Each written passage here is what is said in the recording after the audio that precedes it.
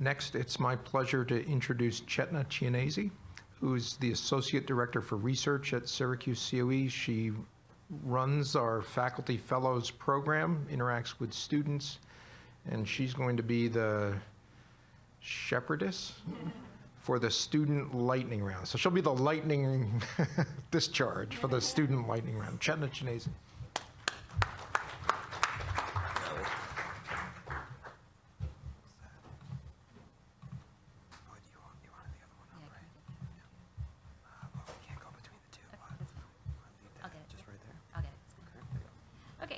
So before I launch into the student lightning talks, I wanted to give a push for the IBPC. Okay, sorry, the slides aren't advancing at a different rate. So next year's symposium, we are going to be having the International Building Physics Conference is going to be at Syracuse. Abstracts are due on Sunday, so if you're still interested, information's here. We have a little flyer on the front desk for more information. So now let me switch to my student lightning talks. So as Ed mentioned this morning and just now, SyracuseCoE works with a number of faculty members through our Faculty Fellows program. Yesterday we announced awards for 8 new Faculty Fellows projects for the 2017-2018 academic year, and several of those fellows are in this room. Thank you for coming. Those projects engage 17 faculty members between Syracuse University, SUNY ESF, and SUNY Upstate Medical University. And that brings our total of faculty fellows to 38, and those can all be found in your annual progress report, as Ed mentioned earlier. So CSU News if you're interested in the types of projects that we've been supporting in this coming year. So we asked for this year the Faculty Fellows projects that were funded for 2017-2018, or 2016-2017 to chair sessions for the symposium. You'll find all those names on your program on the back here, the program committee, and they're also the session moderators.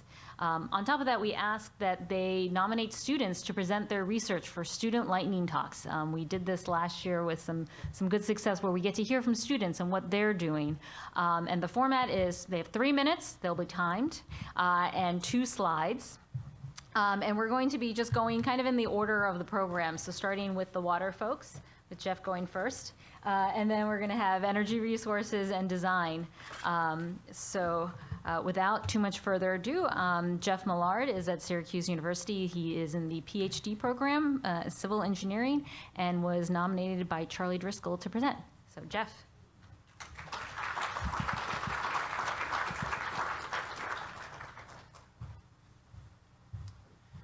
All right, up first, thank you, Chetna, and thank you, everybody, for giving me the opportunity to speak today about a fairly important problem here in New York State, and that is mercury contamination of fish. And that's a problem that expands beyond just New York State. There are currently over 4,000 active fish consumption advisories within the United States. And so in 2003, the lab group that I'm associated with tried to get a handle on the problem within New York State. And they conducted a survey of about 131 lakes of a total of 4,000 within New York State. And that basically doubled the amount of available fish mercury data. And one of the major findings coming out of this survey is that the Adirondack and Catskill State Parks are biological hotspots for mercury contamination. And we're not talking about mercury that's coming from within New York State. A lot of this is actually derived from coal-fired energy generation in the Midwest. So with recent regulatory efforts like the Clean Power Plan, there's now a renewed interest in developing a long-term sustained monitoring strategy within New York State, not just to keep tabs on this problem, but also to try to assess the effectiveness of some of these regulatory strategies. So our group is working towards this goal by resurveying about 40 of the lakes from that original 131 and adding about another 40 lakes to that total. And one of the things that we can do with all of this data is conduct a power analysis. And a power analysis is basically how much effort you need to put in order to detect a certain level of change. And so on this plot, in just the Adirondacks, we would have to sample at least 10 lakes for a period of 15 years in order to be sure that we could detect a 3% change in fish mercury. And we really do need to be able to detect some low levels of change because biology tends to respond very slowly to reductions in atmospheric emissions. And while we're still fairly early in working up a lot of this data, one of the things that is clear is that the Adirondack State Park is still a biological hotspot. This is just yellow perch data. But the rest of the state, it's a little bit more complicated. It might be more species specific because yellow perch tends to be lower in mercury concentration than a lot of other popular sport fish.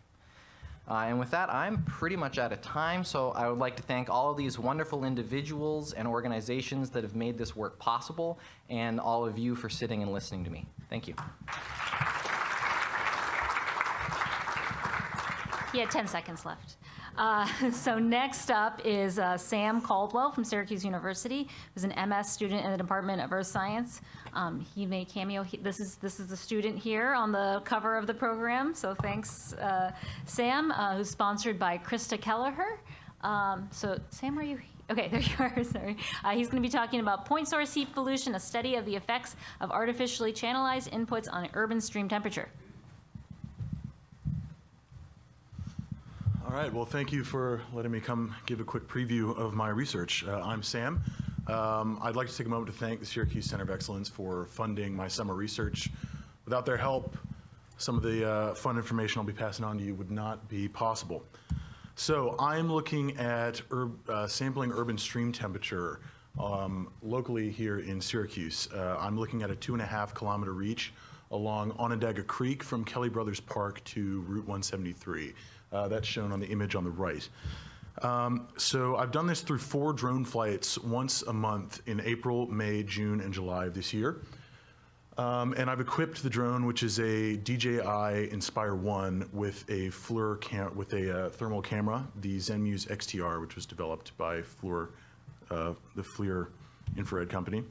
And so the goal is to see what sort of changes we can find across a river channel and downstream in thermal temperatures. But also, can we use thermal infrared data to calibrate a model?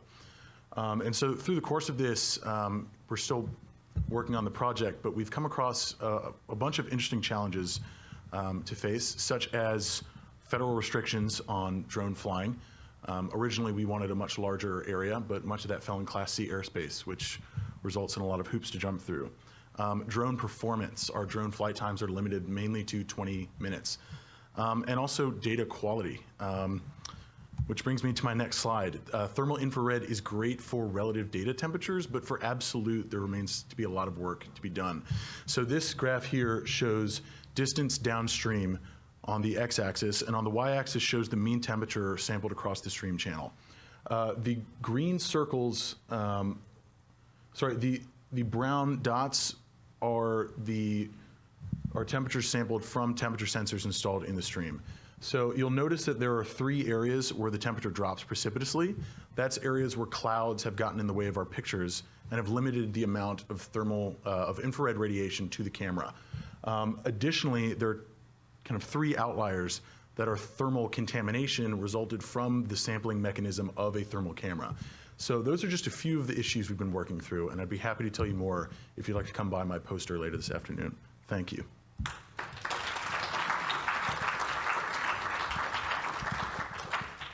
Great. So next up, we have Amanda Campbell, who is a PhD student in Earth Science at Syracuse University. She was nominated by Laura Lautz, and she is working on temporal variability of naturally occurring methane in groundwater wells in the Marcellus Shale region of New York. So go ahead, Amanda.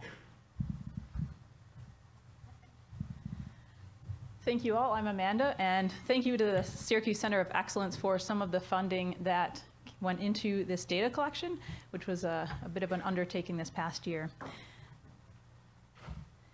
So as you'll see on the graphic here, unconventional hydraulic fracturing has really proliferated in the Marcellus Shale region. And this isn't even the most up-to-date one, but you see all the dots just lying on top of one another. And in this region, you know, you have a lot of homeowners that are concerned about their well water. So, you know, before they do any drilling, you'll have grab samples taken. And those grab samples are analyzed for a number of things, including dissolved methane. These one-time grab samples don't give a full picture of perhaps what might be there. So as you'll notice, above the dots on the line of New York, there's nothing. We currently have a ban on hydrofracking in the state. So we have the opportunity here to sample over a period of time where there's no drilling occurring. Whereas in, as you can see, the other states like Pennsylvania, Ohio, and West Virginia, they really are kind of beyond that window of opportunity. So a few years ago, they started sampling just once a summer in the southern tier of New York, so in the counties just above the Pennsylvania line. And we're seeing kind of a little bit of a variation. So this past year, well, 10 months so far, almost a year, we have been collecting monthly samples of well water from 11 wells in those region just to the north of Pennsylvania and analyzing them for methane as well as some major ions. And this is just the first 10 months. We're waiting on 2 more months with my homeowners.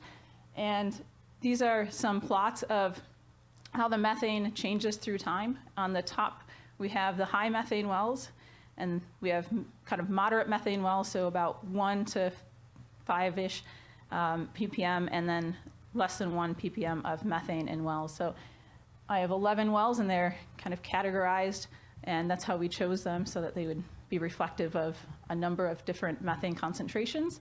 And this is just kind of my preliminary work so far. We're still collecting data, and hopefully my homeowners will stick with me for 2 more months and send me their samples. So if you want to see more of the preliminary data, feel free to come to my poster later. Thanks.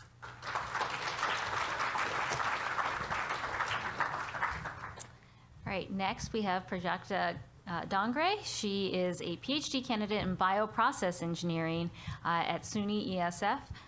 The faculty fellow that nominated her is Biljana Bujanovic, and she's going to talk about going green. I'll come too. So, Prajakta.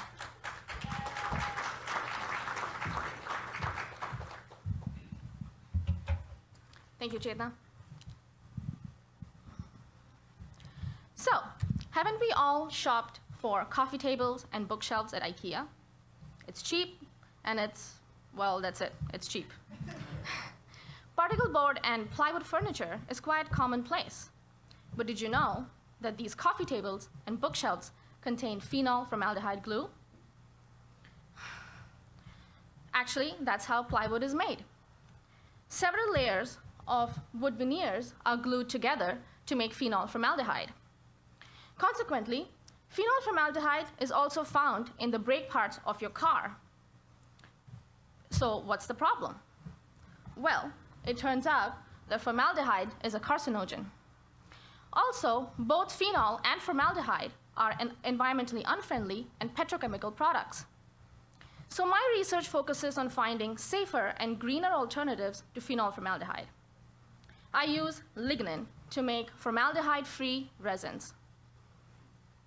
Lignin is a polymer that's found in wood, and it's often referred to as nature's glue. Its high carbon content makes it an attractive alternative to non-renewable fossil resources. However, it remains underutilized today. So just like phenol reacts with formaldehyde to make phenol formaldehyde, lignin, which is a polyphenol, reacts with furfural, which is an aldehyde, to make the lignin-based resin.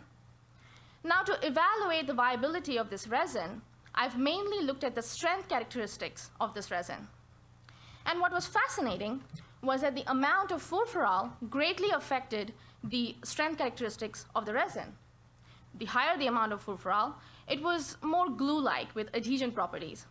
The lower the amount of furfural, it was more suitable for binder applications, like the brake system in your car. Now, I may have talked about only 2 phenol formaldehyde applications, but actually it's quite ubiquitous across several markets.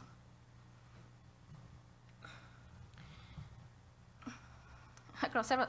The lignin-based resin also has similar potential, as you can tailor the properties to suit the desired application. One added advantage of lignin is its excellent antioxidant properties, which makes it a great candidate for applications where there's extensive UV exposure. Now, every day we hear about the impact that toxic petrochemical products have on the environment and on human health. I hope to contribute to the combined effort of finding safer and renewable materials. Thank you.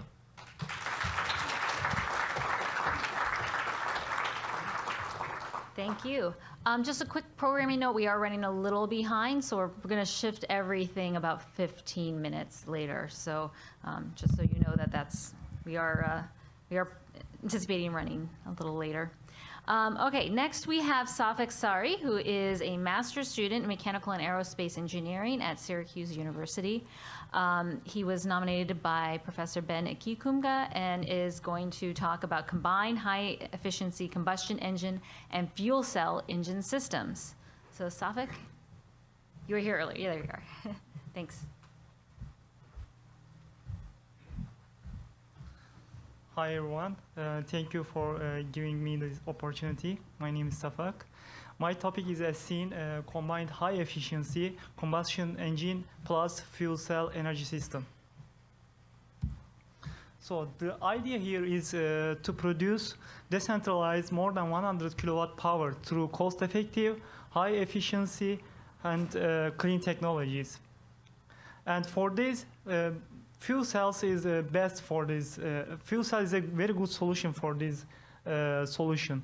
But since they require hydrogen-rich fuel syngas, this is supplied by very expensive fuel reformers.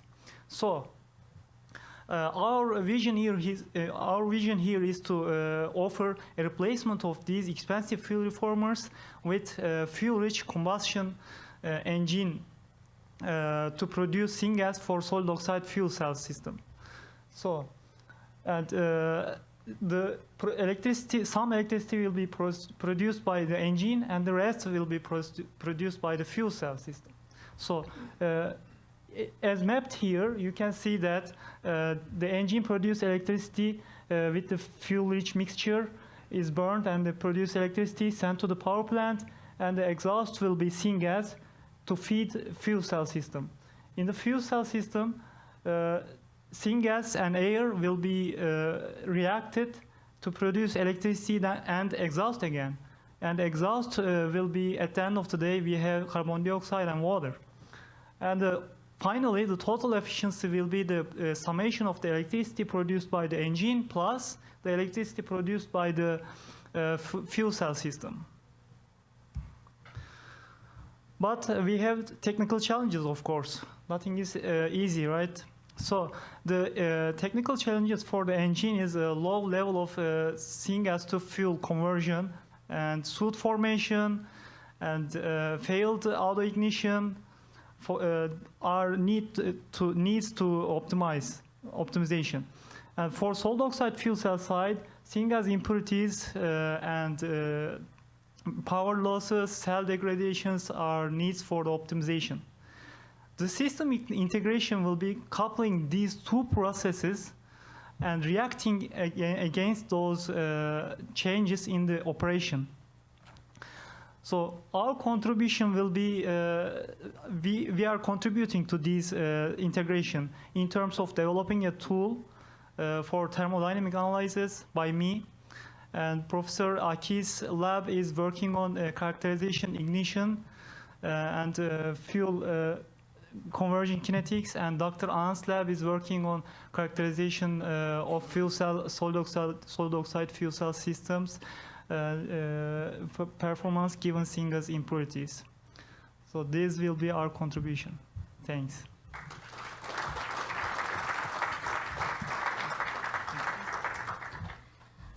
All right, next, that was a nice collaboration between two faculty members, and this next student is going to be presenting from the other faculty member, Zhangmin An. So Thomas Wells is in the Department of Mechanical and Aerospace Engineering at Syracuse University and has been nominated by Zhangmin An. So Thomas, why don't you go ahead and take it away.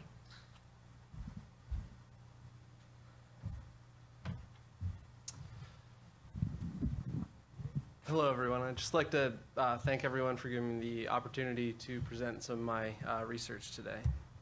So my research focuses on automotive technology. So right now, everyone knows that car manufacturers need to produce automobiles that are efficient and low emissions. So everyone obviously starts to begin looking at hybrid systems, pure electric, things like that. However, those take a fundamental change in infrastructure, in tooling of manufacturability for the auto manufacturers, as well as infrastructure, changing our current gas stations over to charging stations. So what we need is a technology right now that we can actually implement with our current infrastructure to increase efficiency and give us that time to begin implementing other technologies. We need to take that incremental step forward, and this technology is something that we could implement right now to reduce emissions and increase efficiency.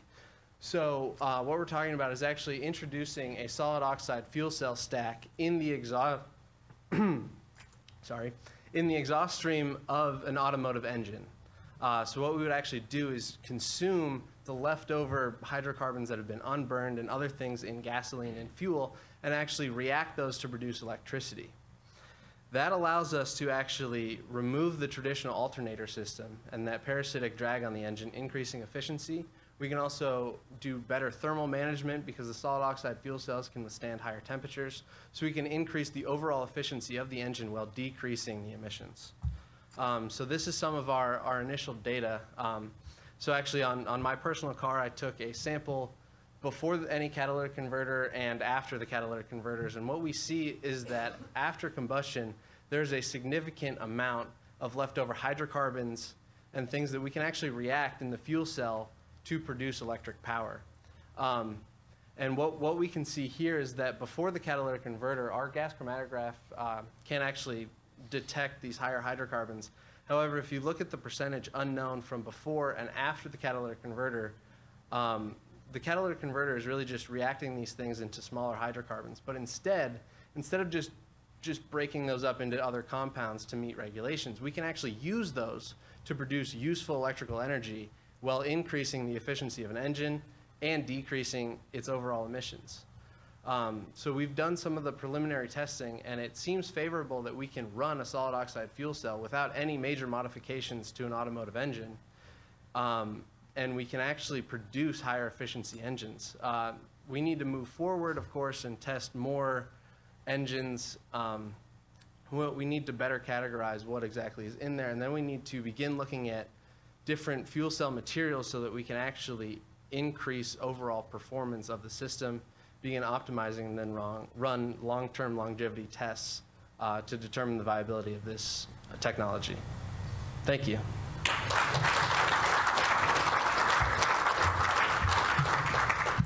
All right, lastly, we have Su Fong, who is a master's student of architecture at Syracuse University. He was nominated by Bess Credemeyer, and he's going to talk about the framework for designing neighborhood energy efficiency through data visualization and calibrated urban energy simulation. So, Su?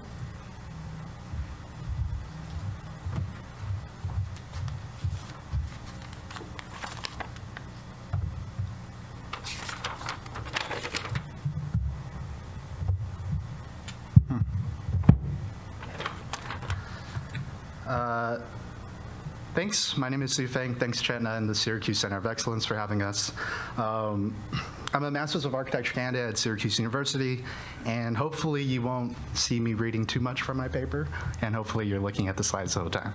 So I'm going to quickly try to talk about the ongoing research collaboration with faculty and students from the School of Architecture and from the School of Information Studies, the iSchool, on building energy use simulations, both at the scale of a single-family home and in aggregate, the neighborhood scale.